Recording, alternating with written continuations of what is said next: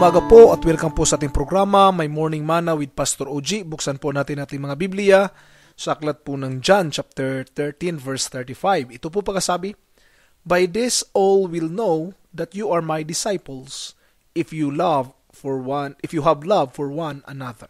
Our topic for this morning is God's Catalog. Ngayon po ay nakakatanggap na siguro kayo ng mga catalog for Christmas, no, o di kaya ng mga ibang mga event, no? At tinitingnan natin yung mga bagay na gusto nating bilhin.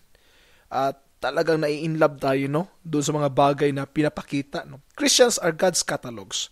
We are His illustration to the world of what He has to offer. God is offering His love towards the people.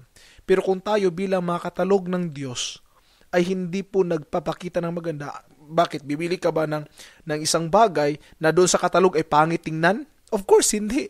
Dapat sa katalog maganda, no? Minsan, tayo po ay ganun eh. As you browse holiday catalog, consider what catalog of your life says about God. Do people see qualities in you that make them long for God? Yun ang tanong.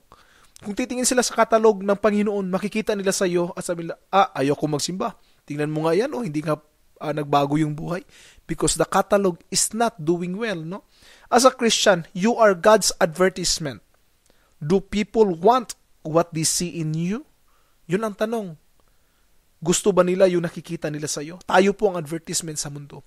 Kaya po ipamuhay po natin ng may katapatan ang ating Christian life, no? Dapat po tayong mamuhay ng may kabanalan sa harapan ng Panginoon at maging pagpapala, maging sa ating mga kapitbahay, maging sa ating kaibigan, at lalong-lalo na sa ating mga pamilya. Remember that you are the catalog of God, and people is reading and looking on you nang sa ganun sila rin ay ma-inlove sa ating. God bless po.